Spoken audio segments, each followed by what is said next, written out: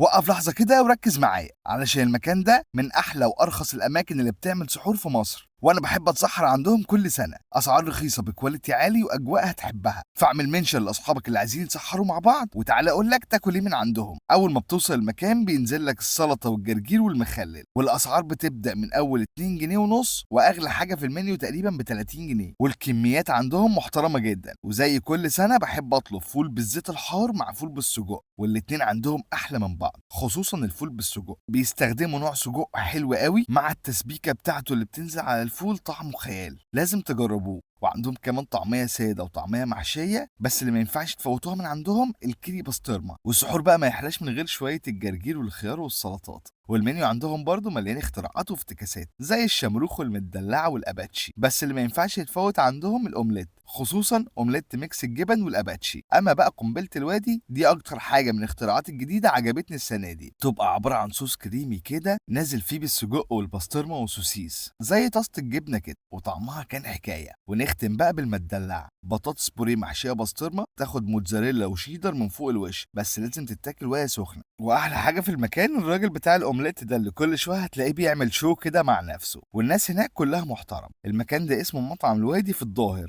بالتحديد في شارع السبع، الشارع اللي على اوله مسجد التوحيد من ناحيه شارع رمسيس. اعمل بقى منشن لاصحابك وادعي لي.